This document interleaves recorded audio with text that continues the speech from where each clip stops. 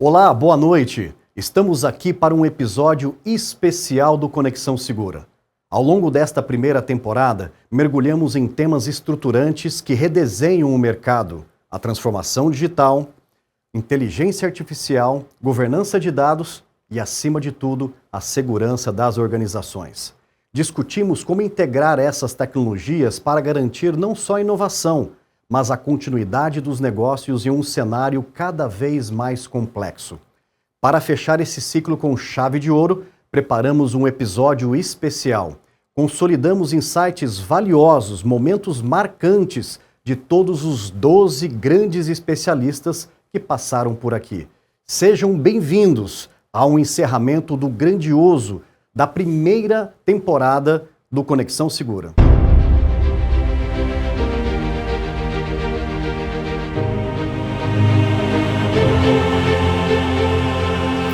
Obviamente, o tema aqui, inteligência artificial. Vamos começar falando sobre um tema que deixou de ser apenas uma tendência para se tornar parte essencial da estratégia das organizações, a inteligência artificial. O desafio agora é a confiança. Como escalar a IA mantendo a ética e o controle? Agora, vamos ver o que os nossos convidados falaram sobre esse tema. Danilo Zimmermann, André Spina e Jorge Stachowiak. O que você tem feito com o poder da inteligência artificial no dia a dia em sua organização?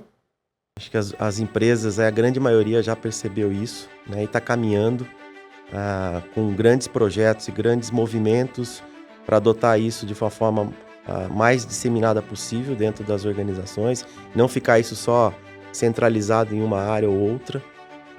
Aliás, quem não seguiu isso ainda, né, está atrasado, na minha opinião, aqui. Isso deixou de ser, né, uma pendência, se tornou uma urgência, né, nas organizações, mas muita gente já está nesse caminho.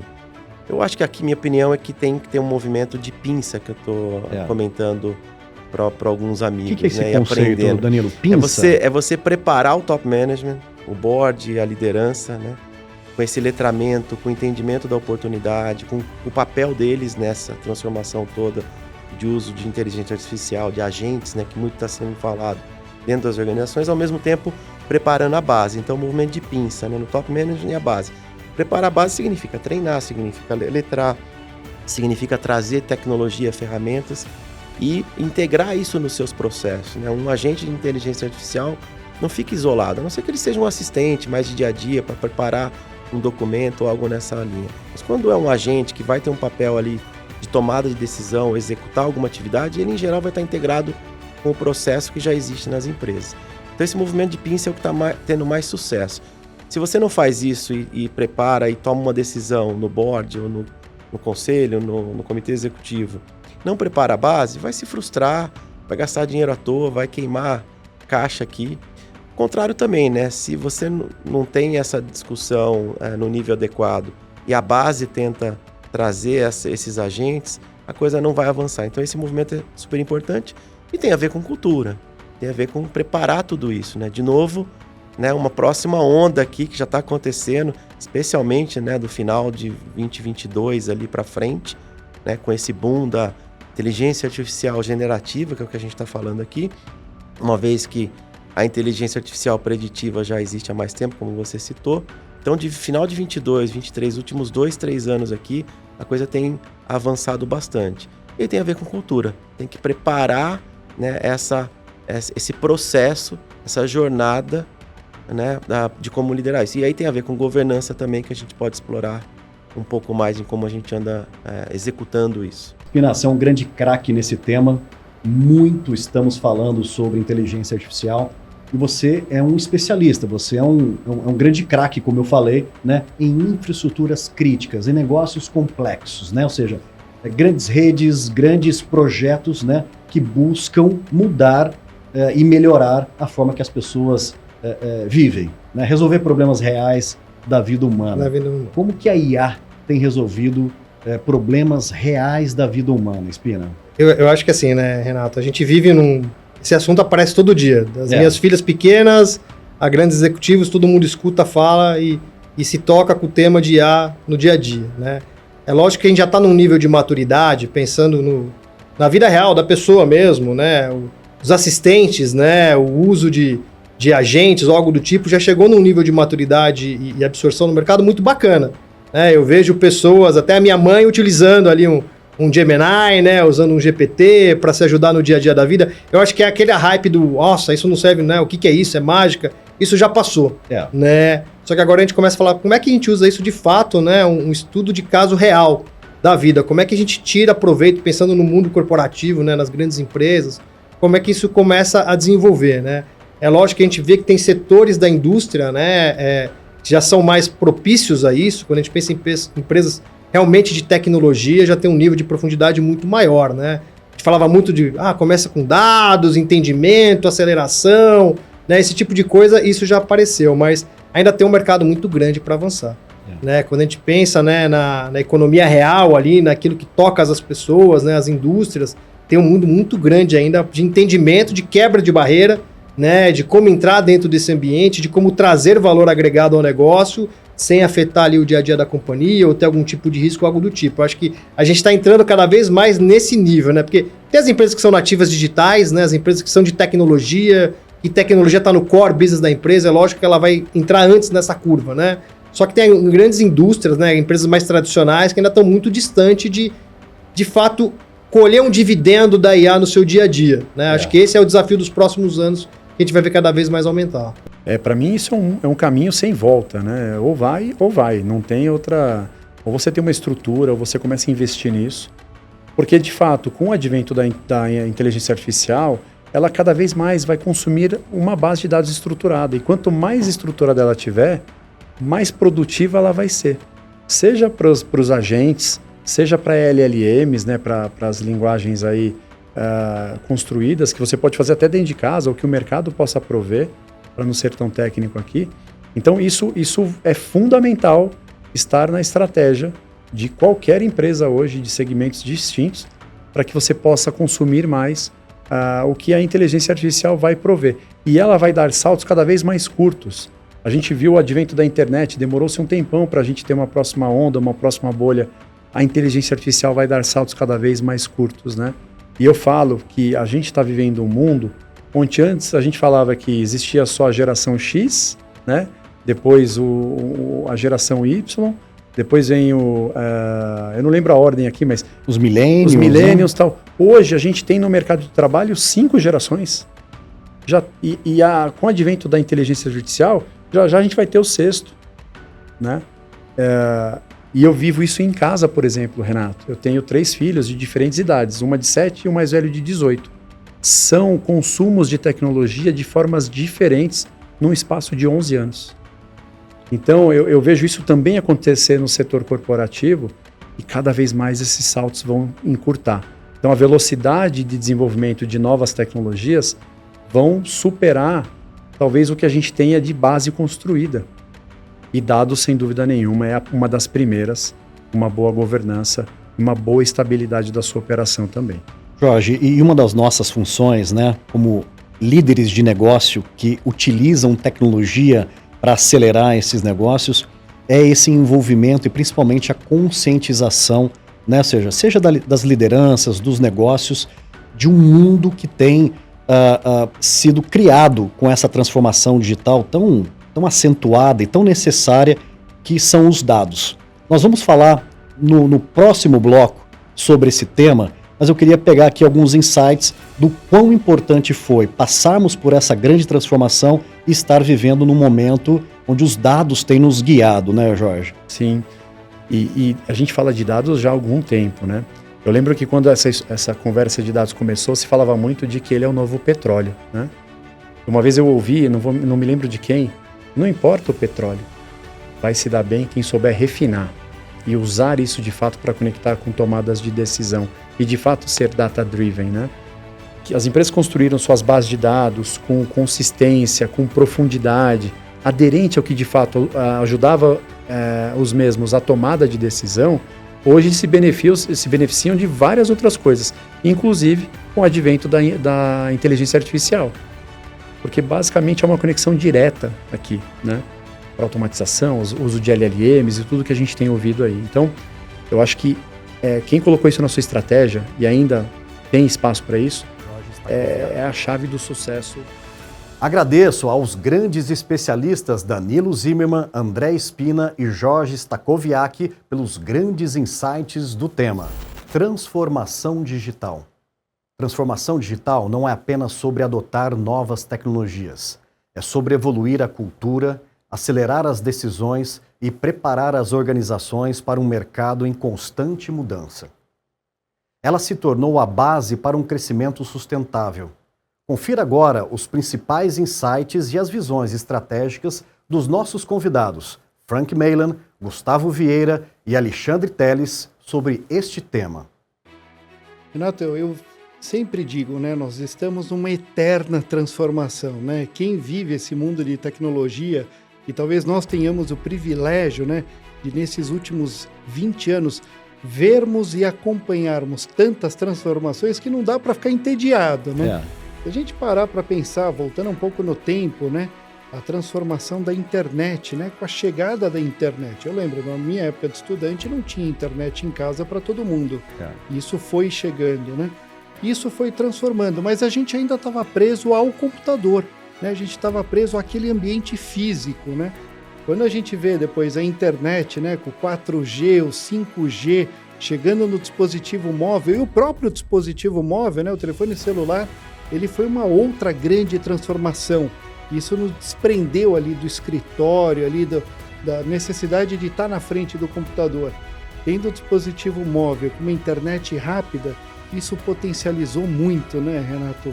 Isso faz com que a gente tenha agora a tecnologia, a internet disponível a todo momento, em todo lugar. E agora com os dispositivos que você veste eles, né, os relógios, os anéis, agora os fones de ouvido, que também tem as suas funcionalidades. Então a gente vê os carros, né? Hoje praticamente todos os carros conectados, né? A gente começa a perceber como a internet, a tecnologia permeia todo o nosso tempo, toda a nossa vida, né? Então essas transformações vêm revolucionando não só a vida corporativa, mas também a nossa vida pessoal, né? O que eu aprendo muito, Renato, e a experiência tem mostrado, é que muitas vezes a gente imagina que uma tecnologia vai resolver todos os problemas da sociedade. E a gente vê claramente que isso não existe, isso é uma utopia, né? O fato da gente conviver com diferentes gerações força os executivos a terem diferentes estratégias para atender às necessidades de cada geração. Vamos trazer isso para o mercado financeiro, os grandes bancos aqui no Brasil, né? Em algum momento no passado, eu ouvi muito dizer que as agências iam acabar. Passaram-se 20, 25 anos e as agências ainda estão aí. Por quê?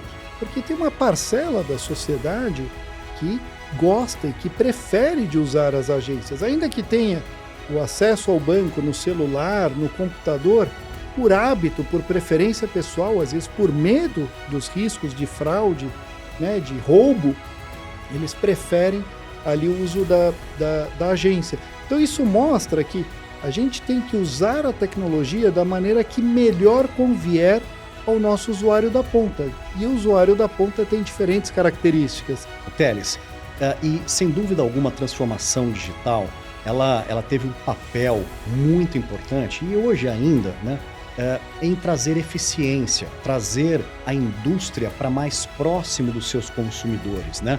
Fazer uma leitura melhor, né, não só daquilo que eu estou produzindo, mas produzindo com qualidade, com competitividade e entregando sempre produtos com alta qualidade, né? Como que foi essa transformação na indústria? Você é um grande craque e viu todas essas etapas da indústria acontecer. Renato, na Ajinomoto, o padrão de qualidade ele é levado em conta como um dos principais pontos no nosso dia a dia, não somente na nossa produção, mas em todo o trabalho que a gente executa. E o que eu vejo, né? Que a transformação digital trouxe não simplesmente para a Ajinomoto, mas para todo o mercado a transparência, né? Então, antigamente, nós não tínhamos a visão de como se acontecia um processo produtivo, ou um relacionamento com o fornecedor, ou um relacionamento com o consumidor, com os clientes. A partir dessa digitalização, dessa automação que a gente aportou todas as tecnologias, essa relação de consumidor, cliente, fornecedor e as indústrias teve uma transparência que isso trouxe um ganho exponencial para todos, né? Para o consumidor, para o cliente, e isso reforçou que os padrões de qualidade de todos os processos vinham crescendo exponencialmente. Então eu acho que esse é um grande ganho de toda a sociedade, de todo o ecossistema. A transparência das nossas operações, a transparência das nossas negociações, gerando sempre a relação ganha-ganha. Eu gosto de usar 2 exemplos, né, de quando a gente fala dos investidores, do momento que a gente fala dos altos executivos da organização, que sempre é uma dificuldade onde a gente tem de justificar os investimentos ou em tecnologia da informação, ou em segurança da informação, ou de gestão de dados, né? Quando a gente converte tudo isso para as cadeias de valor. Então, um dos exemplos que eu acho que todas as organizações no cenário econômico que a gente vive, não só no Brasil, mas em todos os países, é como a gente otimiza custos. Então, na Ginomoto, a gente trouxe muito forte a otimização de estoques, né? E com a tecnologia, com a transformação digital, com a inteligência artificial, trazendo a visualização, a transparência da operação, gestão baseada em dados, tomada de decisão baseada em dados, você consegue trazer essa prova de valor, mas mexendo os ponteiros, não de tecnologia, mexendo os ponteiros de negócio, com tecnologia sendo posicionada na estratégia. É algo já muito presente, nós temos uma maturidade no nosso país grande sobre tecnologia, mas olhando a transformação digital, que você trabalhou a questão cultural, né? Porque a indústria, ela quer produzir, ela quer ter eficiência, ela quer ter fábricas seguras para que não tire vidas no trabalho. Como que foi esse processo no início, tentando equilibrar os interesses, né? Seja da indústria, sejam dos acionistas e da própria produtividade? Sempre assim, toda empresa e a indústria não é diferente, assim, a gente vive na busca de eficiência, na busca de resultados, né? E desde quando se iniciou esse conceito de transformação digital, existia uma expectativa muito grande sobre retorno, né, de valor através das tecnologias que estavam sendo implementadas, né? A partir daí começou-se a falar sobre IoT, internet das coisas, conexão com sensores industriais e tudo mais. Mas ainda a indústria, assim, a minha experiência, assim, meu primeiro programa de transformação digital foi entre 2015 e 2016, mas havia ainda todo mundo entendia que era um momento adequado para investir em transformação, mas não sabia muito bem o que e quais seriam os benefícios, né? Então a gente conseguiu realmente, como um exemplo nosso, a gente conseguiu ter uma virada realmente quando a gente começou a falar de transformação de negócio através de tecnologia digital. Então, aí sim, as unidades de negócio, as áreas operacionais começaram a entender que a tecnologia estava sendo implementada para buscar eficiência no seu negócio, né? Então, não era um programa só das áreas ou dos departamentos de tecnologia, e sim programas transformadores, né, dos negócios da empresa, né? Então, quando as áreas industriais, as plantas industriais, as áreas operacionais começaram a entender o valor, né, que poderiam ser adicionados ao seu negócio através das tecnologias digitais, aí sim vários programas começaram a avançar e realmente gerar valor, né? Então, que ao final é o que todo mundo queria, né? Então, realmente como é que a gente consegue gerar valor nas empresas através de tecnologia digital, né? Então, por isso que eu gosto muito do termo de transformação de negócio. Quando paramos para receber os nossos convidados no momento da gravação do Conexão Segura, é uma verdadeira experiência. Nós nos preparamos para uma imersão. Imersão buscando inovação, mas principalmente conectar culturas, com o objetivo de tornarmos ainda mais a nossa postura e atitude mais segura. Essa é a experiência do Conexão Segura. Acompanhe os bastidores do Conexão Segura na página do LinkedIn da NetGlobe Cybersecurity e no Instagram do Conexão Segura. Quando propusemos reunir um grupo de grandes executivos de tecnologia da informação, a nossa missão foi traduzir cada um desses conceitos complexos para onde aquilo que o negócio pode se beneficiar.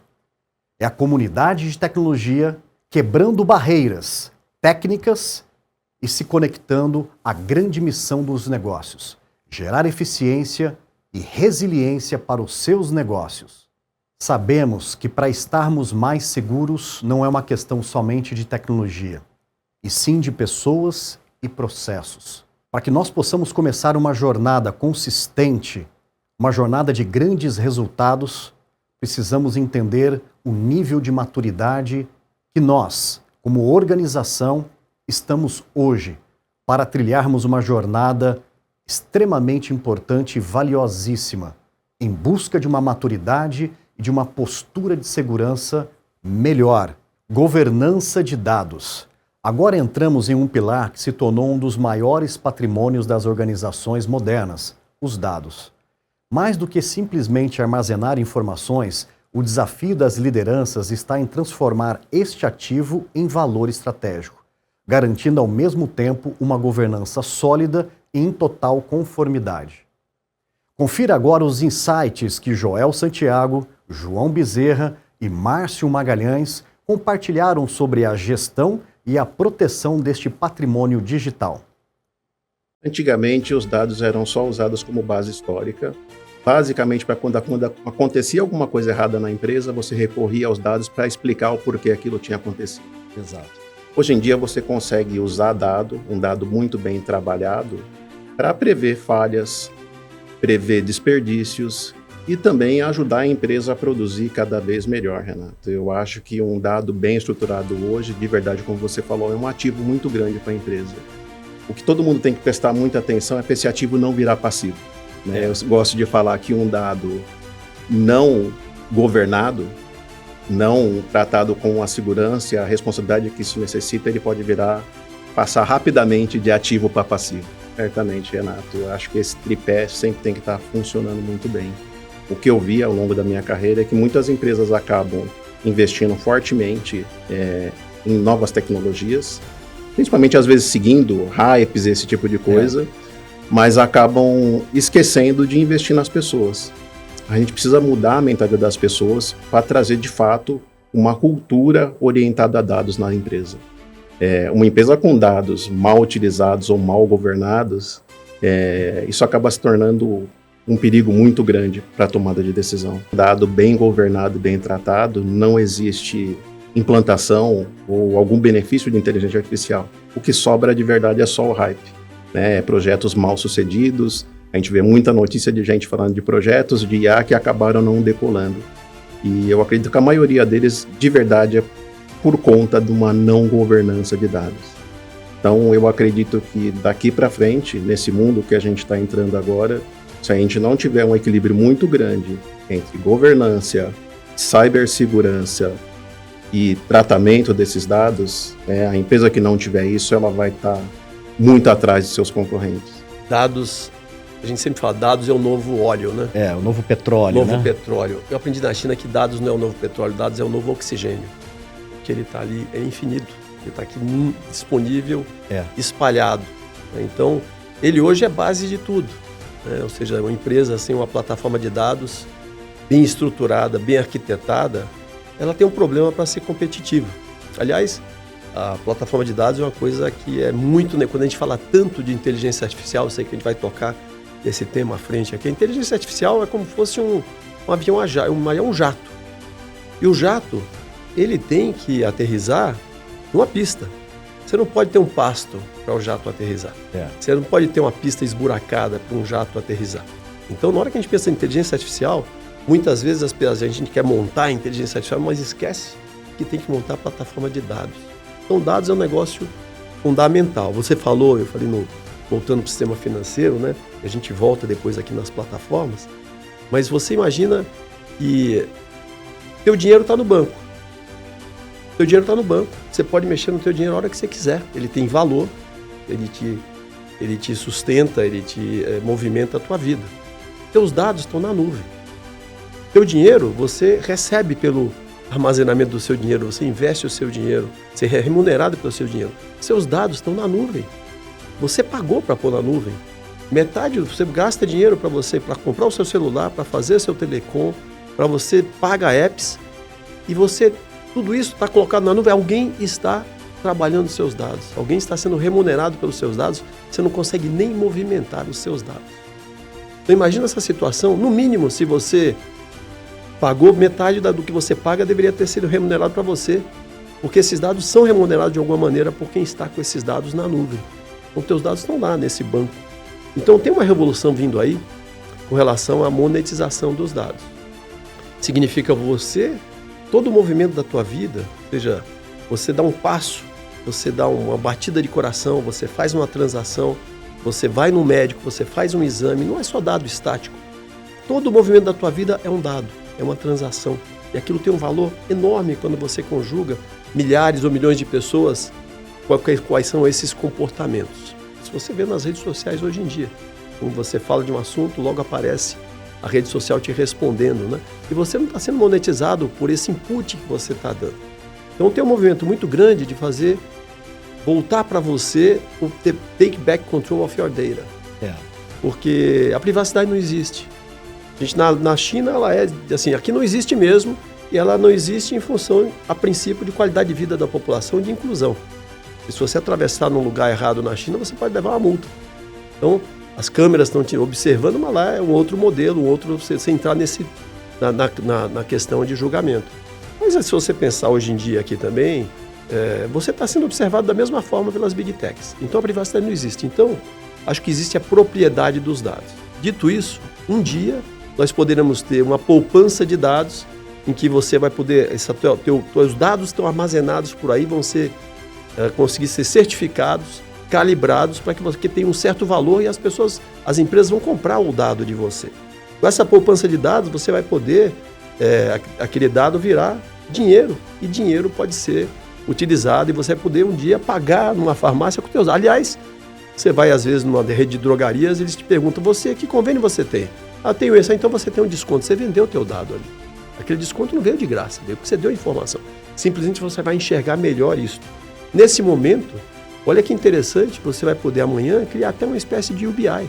Para nós que eventualmente estamos mais, vamos dizer, temos mais privilegiados na sociedade hoje em dia, mas para aquela pessoa de baixa renda, essa pode ser um tipo de programa UBI, uma renda básica universal com seus próprios dados. Um dos grandes anseios que o negócio sempre nos traz, né, é como remunerar esses dados, né? É como a gente ter um diferencial competitivo, como a gente sai na frente no lançamento de um produto, como eu consigo antecipar, né, um movimento financeiro, né, e possa extrair sobre isso. Só que a gente está aqui, né, Márcio, chamando a atenção, e para chegar nesse resultado, tem que ter e acreditar que tem que cuidar, sanitizar esses dados, ou seja, entender a importância de tecnologias que nos trazem aquilo que é pouco relevante para aquilo que realmente tem relevância do negócio. Então, eu acho que a mensagem aqui é, antes de termos esse dado na calibragem certa,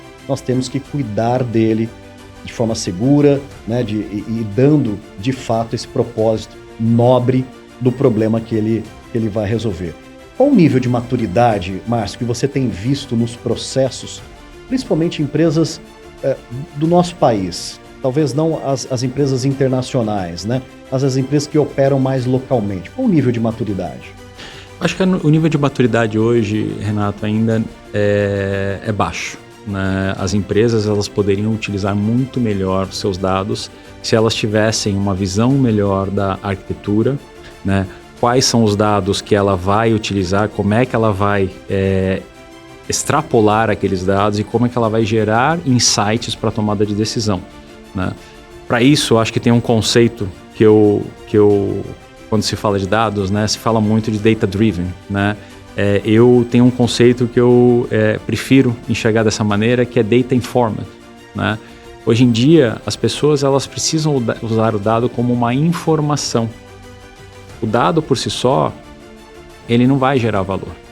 Mas se o dado ele te gerar informação que você consiga tomar uma decisão, isso sim vai criar um melhor impacto na sua organização, né? E com isso eu vejo que muitas vezes o dado ele ilumina o teu caminho, mas as pessoas e a liderança, elas que decidem qual a direção a ser tomada. Eu acho que o dado, quando ele foi percebido, né, a sua importância, ele começou num estágio muito pobre. Sim.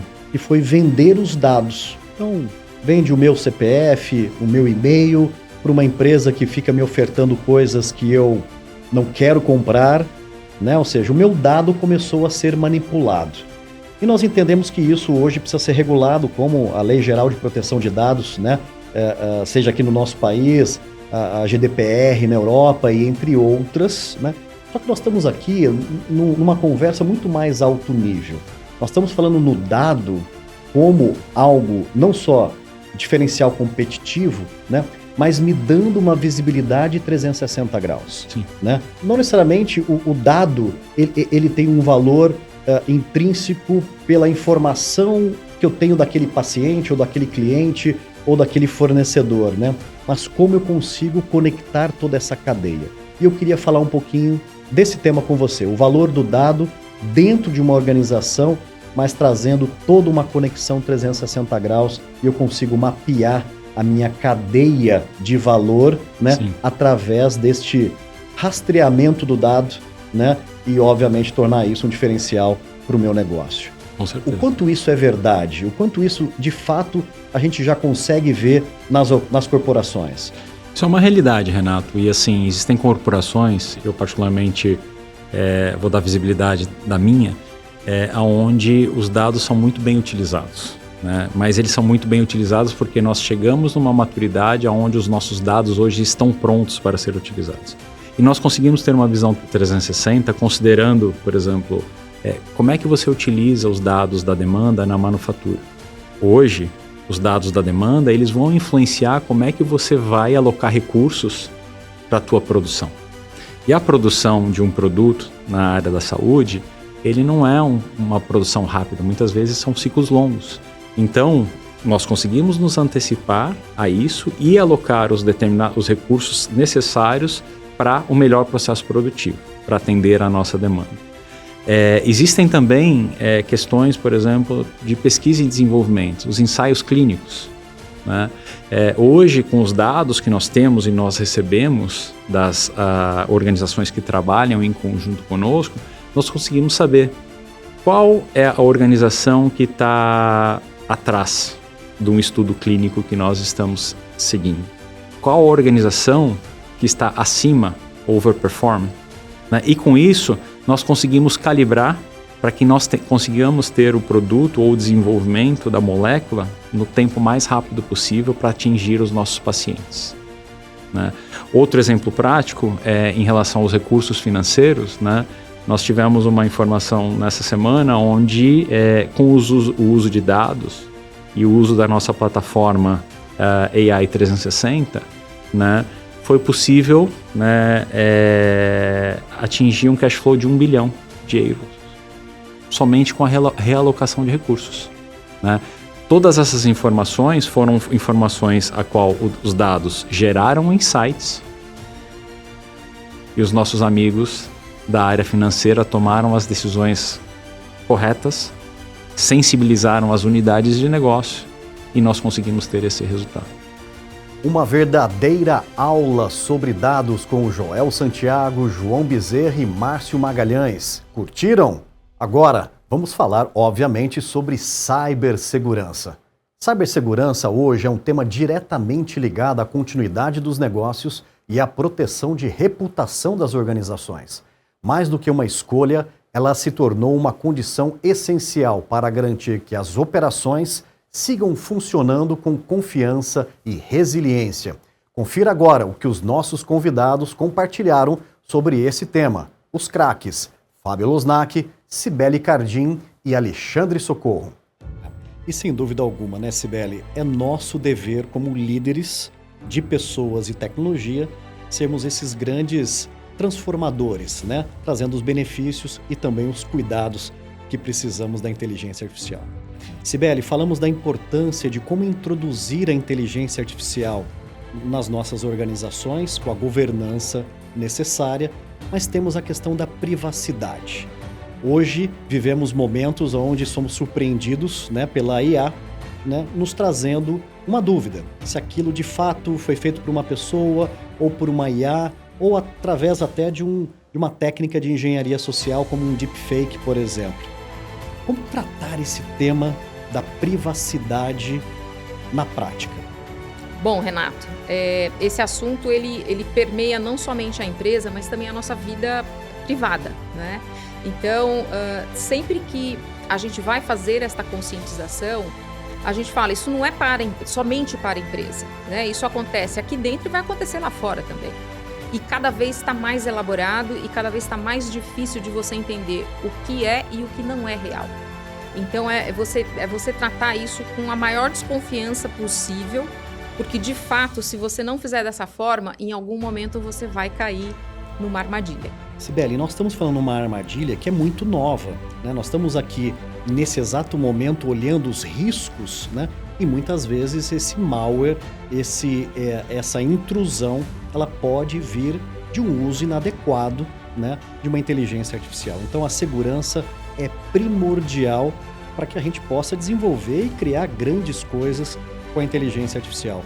Um pouco por aí, né, Sibeli? É dar um pouco, né, o estímulo para ir, mas ao mesmo tempo trabalhando muito fortemente os riscos, né? Correto, corretíssimo, Renato, porque o que acontece, na verdade, é que da mesma forma que a inteligência artificial ela vai ser usada para muitas coisas boas, ela também vai ser usada para muitas coisas ruins. Então, de fato, você precisa estar ali sempre alerta. Sibeli, falamos muito sobre risco humano. E risco humano, pessoas no centro. Como que vocês têm trabalhado esse tema tão importante, principalmente dentro do tema de inteligência artificial? Olha, Renato, acho que é um exercício sem fim. É uma coisa que nunca termina, então acho que a conscientização dos empregados, né, dos colaboradores, ela é importantíssima para isso.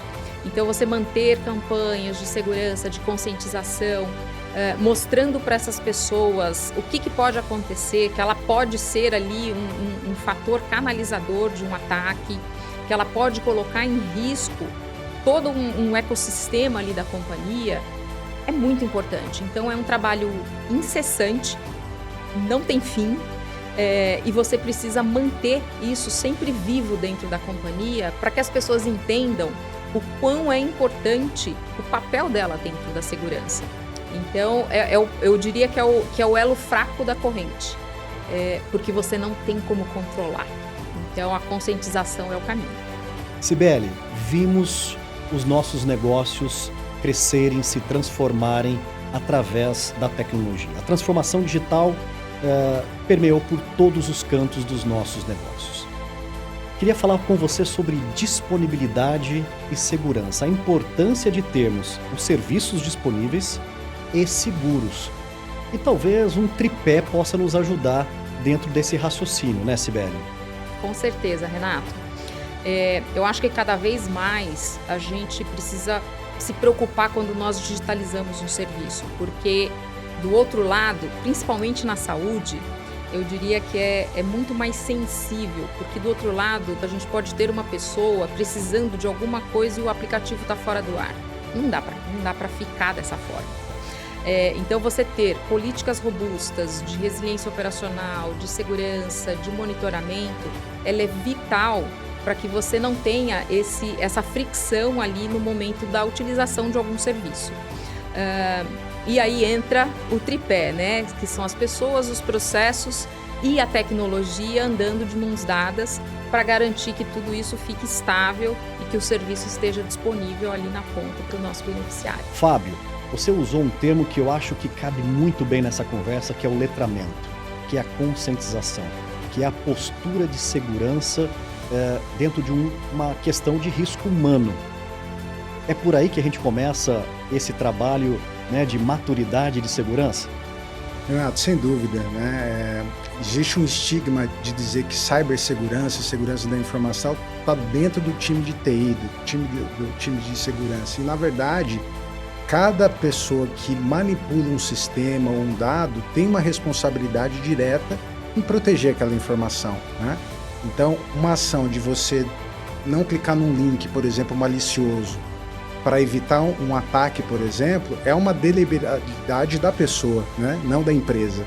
Então, o letramento ele vem exatamente para conscientizar as pessoas do que se pode, do que não se deve fazer no ambiente digital, né?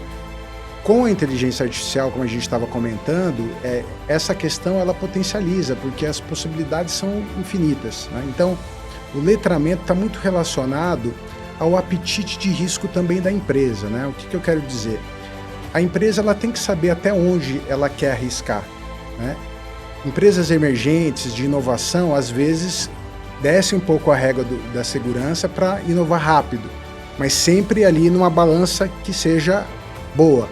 Empresas mais de commodity, que estão mais estabilizadas, elas têm uma tendência de ser mais seguras, porque elas podem isso.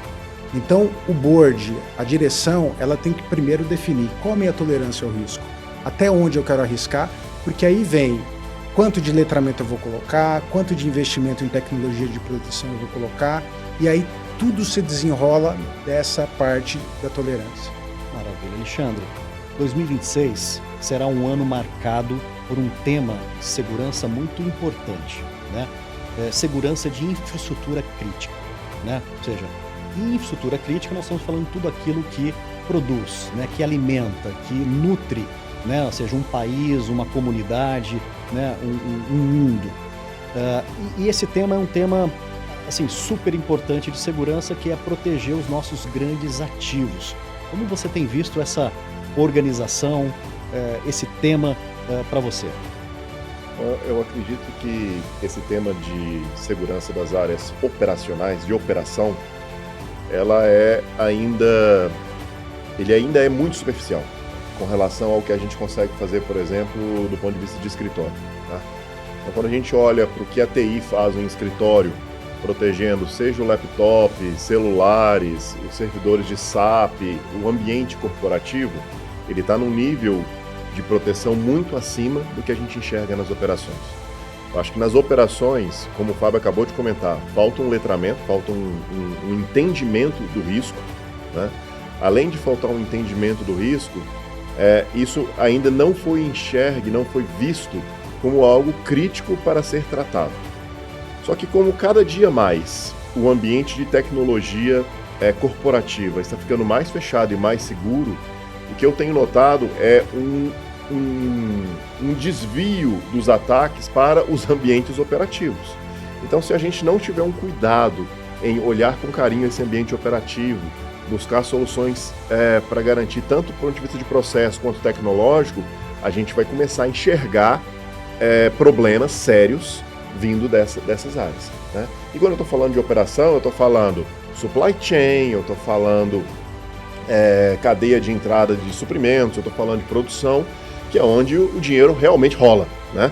Então, um pouquinho de cuidado que as empresas tiverem nessa área vai garantir aí com que o fluxo econômico não pare, né? A gente não pode olhar só para o corporativo mais, a gente tem que olhar para o corporativo, mas também para a área operacional. Maravilha. Fábio, temos visto que as empresas mais seguras, que estão preparadas para essa nova jornada, veio top-down instruções de proteção, né, da sua segurança cibernética. E nós estamos vivendo um momento que é quase que humanamente impossível nós estarmos com 100% das pessoas, né, no mesmo objetivo, com o mesmo nível de conhecimento de como proteger. E nós estamos falando de problemas hoje de risco humano, né? Risco que muitas vezes a gente nem conhece. Uma identidade, a minha identidade de login num sistema, hoje em dia, né, pode dividir essa conversa em bem-sucedida ou mal-sucedida. Eu queria falar um pouco sobre isso, né? O risco humano e falando das identidades que nós levamos conosco, né, dentro dessa jornada. Tema amplo, né? Tema difícil, Fábio. Né? Dentro do mundo da TI, antigamente, você tinha as redes separadas por firewalls, né? Equipamentos que fazem a proteção. E hoje, como você bem colocou, a identidade é o perímetro, né? Ou seja, as pessoas estão se conectando remotamente nas redes e geograficamente elas podem estar onde elas quiserem. E isso gera uma complexidade maior de proteção, né, Renato? Então, quando a gente fala de proteção de segurança da informação, ela está permeando toda essa camada que vai para fora da empresa como dentro da empresa. A maneira como os times de segurança trazem esse risco para o board, para a direção, eu acho que é a chave do negócio, porque a gente não tem que conversar tecnicamente com o executivo, a gente tem que falar o risco daquela vulnerabilidade, daquele problema para o negócio e traduzir isso como um plano de ação técnico, que aí sim os times técnicos vão executar um plano para mitigar naquela tolerância ao risco para aquele problema. O elo mais fraco até então, até hoje, é o ser humano, por incrível que pareça, né? Então, acho que você bem colocou a questão do letramento, porque se você tem usuários corporativos que trabalham com cuidado especial em como usar a tecnologia da forma correta, o risco reduz drasticamente. Sensacional. Alexandre Silva, como falar de riscos cibernéticos para o board? Né? Ou seja, falar para as áreas de negócio. Como que você tem trabalhado esse tema? Na minha ótica, a gente trabalha o risco cibernético como um risco qualquer dentro da empresa, né? Você tem lá as matrizes de risco, todas as empresas normalmente têm uma matriz de risco relevante, onde você pode olhar, por exemplo, problemas que podem acontecer no equipamento A, B ou C, ou uma falha na cadeia de suprimentos, ou um problema com um fornecedor crítico. E o risco cibernético a gente tem que trabalhar na mesma camada, né? Levar esse problema com exemplos concretos, com situações reais que aconteceram em empresas ABC, em locais diferentes, para gerar essa consciência, né? Então, na minha ótica, o risco cibernético ele não tem que ser tratado diferentemente do que a gente trata outros riscos corporativos, né? E outros riscos de negócio. O que é muito relevante é a gente conseguir gerar mensuração. Olha, se você tiver um ataque nesse ambiente, esse ambiente fazer a sua fábrica, fazer a nossa fábrica ficar parada por X horas, isso vai te gerar um prejuízo de tanto, né? Então acho que a gente tem que trazer o econômico para a mesa, trazer o risco para a mesa, mas e também tentar trazer junto com isso casos concretos. Porque se eu estiver trabalhando exclusivamente no mundo teórico, a tendência vai ser, mas isso nunca vai acontecer aqui.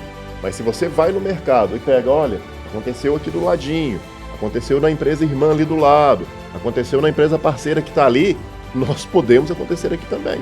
Então eu acho que esse é o caminho que a gente tem que fazer para convencer a diretoria, convencer o board da relevância do risco cibernético das empresas. Alexandre, você vê o board, a diretoria aberta a essa discussão, diferente do que estava talvez há anos atrás?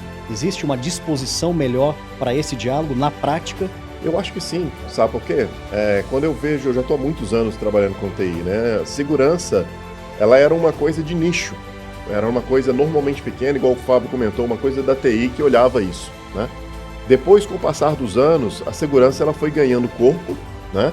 E o fato de termos tido N situações de ataques em N empresas e disso ter se colocado na televisão. Outro dia a gente teve um ataque, se não estou enganado, no aeroporto de Londres, que parou o aeroporto de Londres. Imagina parar o aeroporto de Londres por causa de um ataque cibernético. Então o que acontece? As pessoas estão enxergando. Então na hora que você leva esse tema para a mesa, não é mais um tema da TI. É um tema de negócio, é um tema que está conhecido no mundo, não é um tema específico da minha empresa ou da minha situação. Então, assim, eu não vejo mais esse caso onde o cibernético era uma coisa de nicho e hoje sim é um tema central que as empresas trabalham de maneira mais focada. Aprendemos aqui no Conexão Segura a importância de cuidarmos da cibersegurança. E você, a sua empresa, como tem cuidado deste grande patrimônio? A NetGlobe Cybersecurity é composta por grandes profissionais e, obviamente, proteger empresas é a nossa grande missão. Missão e propósito da primeira temporada cumpridos. Abrimos diálogos de temas técnicos, complexos, mas com um tom de negócio. A primeira temporada, transformação digital, governança de dados, inteligência artificial e cibersegurança, falada de uma forma simples e compreensível para os negócios. Agora, estruturamos uma segunda temporada falando sobre temas que trazem resiliência operacional, governança, risco e compliance, principalmente olhando no mundo totalmente digital. Tema oportuno para falarmos em nossas organizações, em nossas carreiras, e a segunda temporada está recheada de grandes especialistas que vão trazer para nós, de forma simples, porém conectada com aquilo que é a essência do que nós buscamos, construindo uma jornada mais resiliente e principalmente conectada aos grandes objetivos do negócio. Você é o meu convidado, fique ligado, próxima quarta-feira, 8 horas, segunda temporada do Conexão Segura.